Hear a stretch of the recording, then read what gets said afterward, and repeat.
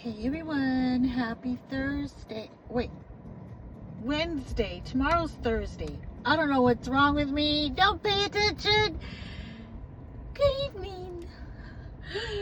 Oh, you all, I'm just so tired. My hair is dripping wet. I'm trying not to get my seat wet. I had to wash it tonight. And all day I spent cleaning. I did half yesterday, the other half today. And I thought, oh, it should be better. You know, I just had to do the floors today and the bathrooms. Yeah, it took me 4 hours. 4 hours. These floors are a nightmare. I told my husband, Stephen King needs to write a book about these floors. They are a nightmare. It's like I sweep. There's a lot of cat hair, a lot of my hair as well. But I sweep and then I turn around and I'm thinking, okay, everything's clean. It looks clean. I start walking away. I come back into the room and there's a pile of hair right where I picked it all up. And I'm like, this can't be. I picked it up. I threw it. How is this possible? So I have to go sweep it again. And same thing. It's like the dirt never ends. It just kept piling up and piling up. And I was like, this is ridiculous. So, you know, I might contact Steve on X and tell him, hey, Steve, I have a storybook idea for you because your other book or your other movie sucked from what I heard.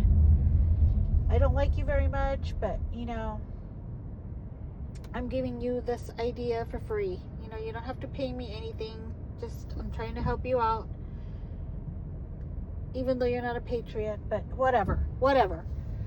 Well, that's another discussion right there. I don't want to get into it. So anyway, I unloaded on my cousin today.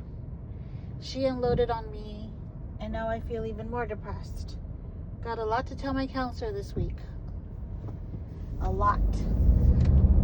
And yeah, I was telling her, I think I'm going to start like asking to see her next week as well. This every 2 weeks, it's not working out for me. No.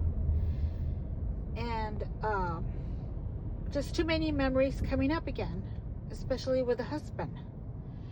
And I'm like, I'm starting to freak out.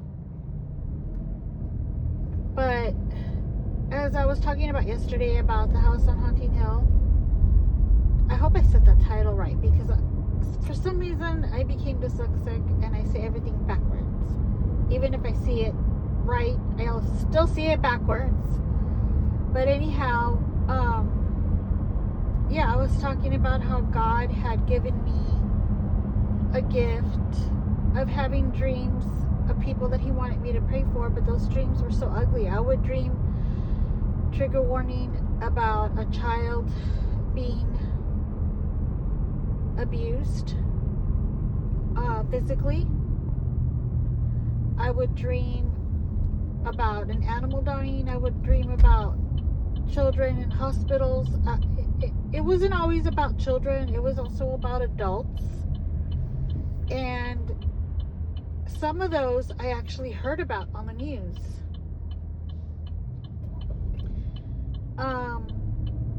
There was one dream that I had where a woman was she was emmed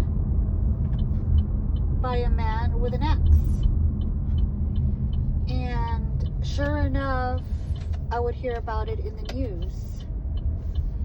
And that's when I started getting the idea that, okay, God, you obviously want me to pray for these people. Like, these things are actually happening. You want me to pray.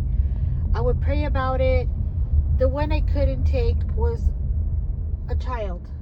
Those are the ones I couldn't take.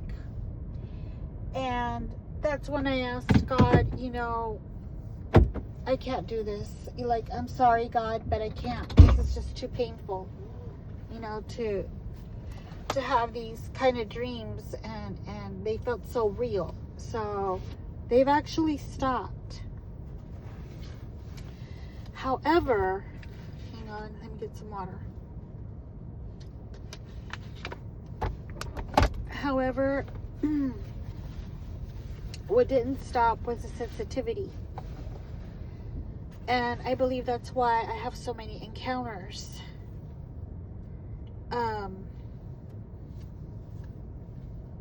Everywhere I've lived, I've always had an encounter except for one place. And that was a house that we were renting. That was the only place that I had no encounters with the supernatural. And I loved it. I felt at peace there. Unfortunately, we couldn't keep that place. The owner wanted to sell it already. We couldn't afford it. We couldn't get a mortgage. So we had to leave.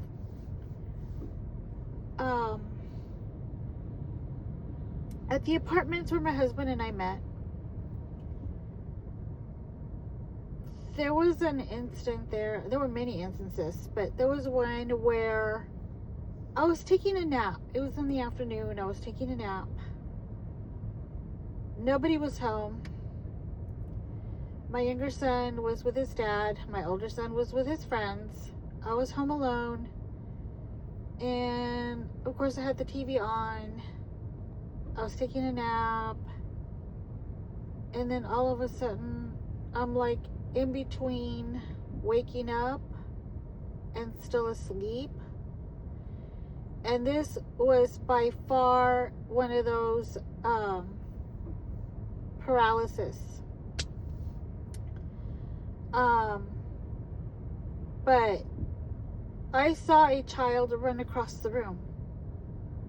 He ran from the kitchen to the window. And I was in disbelief.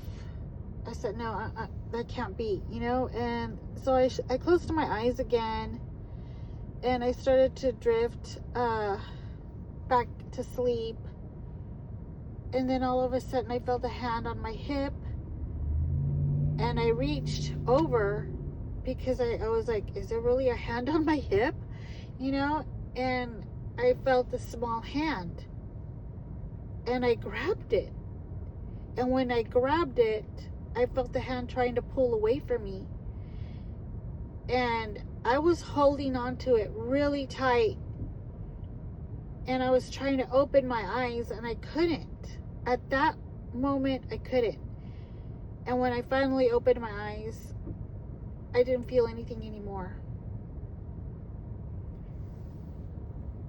Other instances were with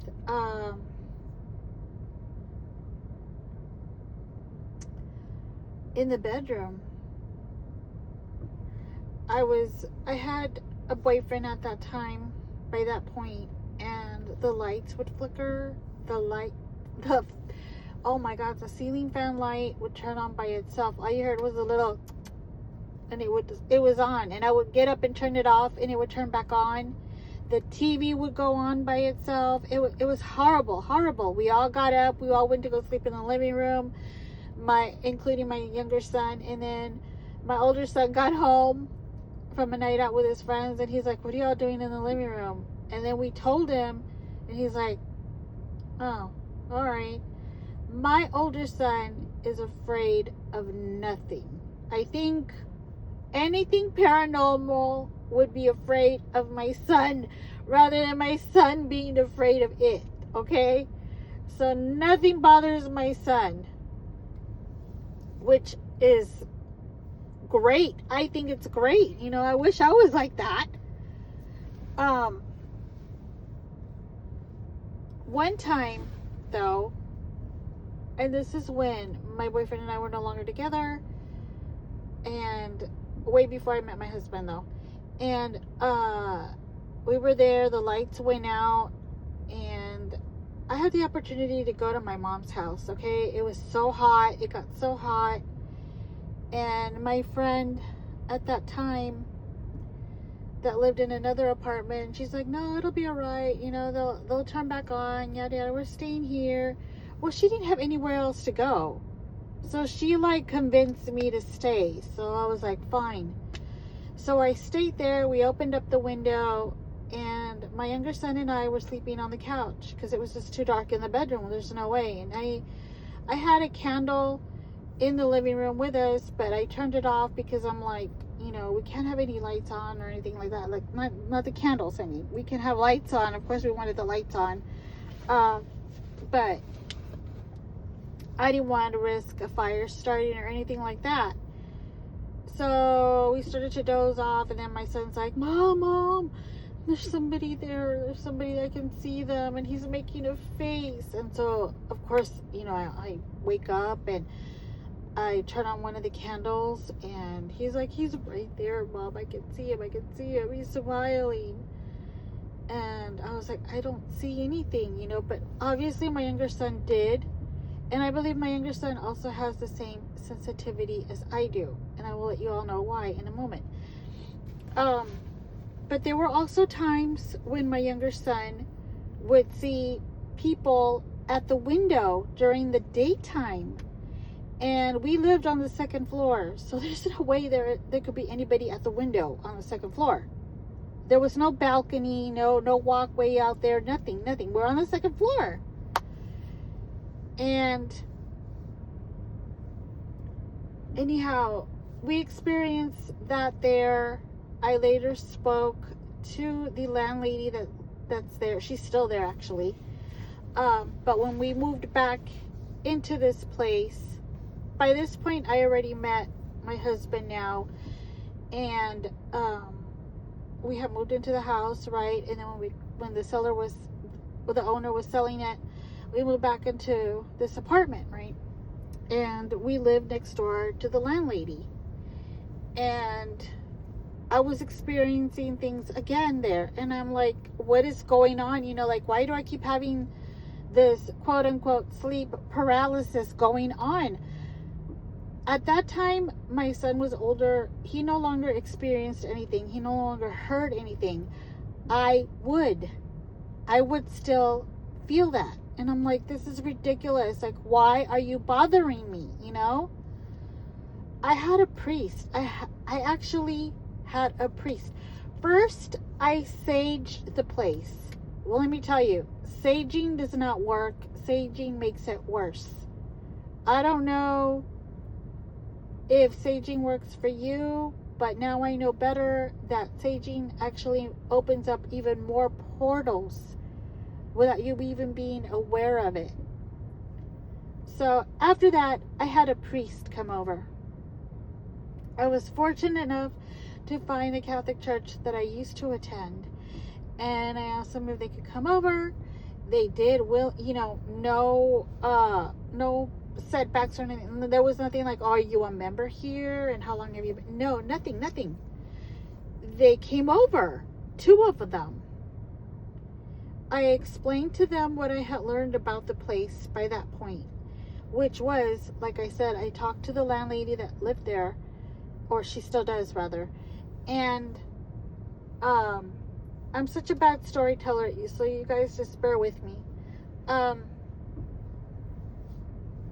She had told me that somebody in her apartment that used to live there did take their own life. And she's already heard from many tenants about things that they've experienced as well.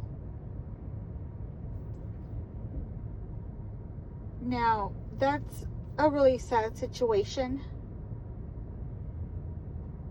But I never heard any stories from the other tenants. But she claims that she did. Fine. However, she never experienced anything in her apartment.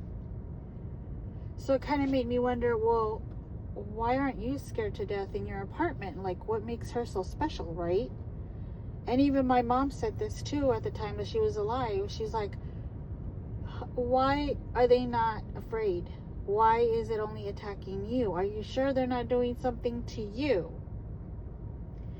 Because, oh man, such a long story to tell, but to try to shorten it, the landlady was really good friends with 2 women that would dabble a lot in the occult, and they did not like me they were really good friends with my husband when he was single, when he lived there. And they just, when we got together, they did not like that one bit. So my mom automatically thought, these women are doing something to you. Why are they not afraid to be alone in their apartments? But yet you are. And so I was like, I don't know, Mom. I don't know what's going on, you know? But then why am I experiencing all this stuff? Like, she told me that somebody passed there in her apartment. And she's like, exactly. Why isn't she afraid? I said, I don't know, Mom. But then she also told me that when she went to go look at an apartment that was vacant in her years of working there, that she did hear a small child's voice, and it was saying, Mommy, like that. And then I remembered, oh, that experience that I had with that child running across the room, right? And I was like, so then it wasn't just a coincidence, you know? But, you know, all my life I've been dealing with this stuff. And I thought in this apartment, nothing, you know, it's been a year, nothing had happened. But then that incident happened that I talked about. And I'm thinking there's got to be some reason why I'm experiencing this really high sensitivity, you know? And the only thing I can think of is it's something with me. It's something that I witnessed as a child, which I did. And back to my mother's house, we found a hole in the back. Apparently that hole had been there for years and years and years, and it finally started showing up. And this was, of course, years back when my mom was still alive and my stepfather was there. And they showed me this hole, and it had brick in the hole. It must have been about 3 feet deep or so, you know? And my stepfather assumed that maybe the people that lived there before, they would cook in it or something. It didn't have anything in there other than this brick hole. And when he showed that to me, I immediately went to the memory of when I saw that woman standing over me. And I was like, she had something to do with it. Like, I know she did, you know? And this is from way back then, you know, like there's something here. And I never researched the house or nothing. I honestly did not want to know. But I know that in that home, my mom had a lot of mental issues. I don't want to get too graphic because I never shared this before. And it's really hard. It's very hard. Very, very hard for me to share. Whew, I never spoke about this before. You know, for some reason, cats always hung around our home. And, of course, with cats, you get more cats, right? The females get pregnant. They have their kittens. And you get more cats out of that. There was an instance when this cat that had kittens, my mom didn't want them there. She never liked cats, period. My stepdad did, but not my mom. And before my stepdad came into the picture, my mom was really cruel and evil. And I just, I asked her one day for those kittens when I got home from school, and she told me she had buried them. They weren't dead, but she buried them. because she didn't want them there. That was one instant. There was another instant where this cat had kittens again, right? And I was happy. I wanted to take care of them. And again, they went missing. And I asked her, did you bury these too? And she said, no, I didn't. And I said, well, where are they? And she said that she threw them away in the garbage. And I went running to the back. Back then we had the garbage outside the fence in the backyard. So I went running to the back, and I went, I opened through the fence, the door, and I went to the back, and I looked in the garbage. We had those metal garbage cans back then. It was empty. The garbage man had already been by there to pick up the garbage.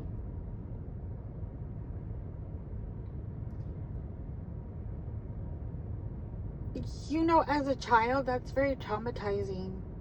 And then for your mother to openly admit that, it's more traumatizing. So the only conclusion I could come to as I got older, and why I went through everything that I went through with her, is that she had to have some kind of mental illness. She had to have.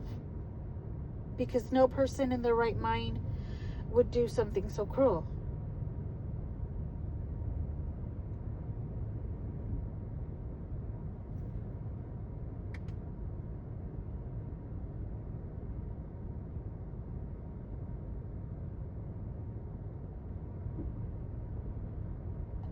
So I'm going to go ahead and end right here.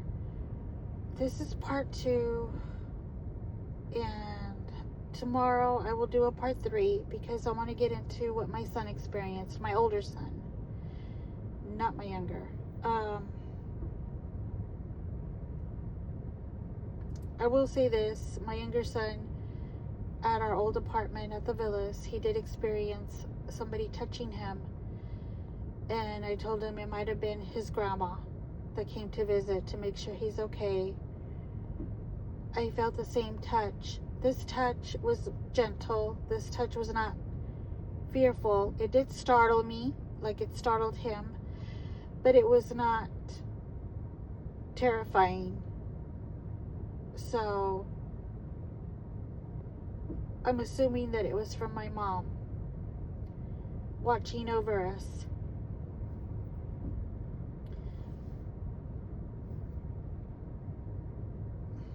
Thank you for listening. Love, hugs, and prayers. And I will talk to y'all again tomorrow. Bye.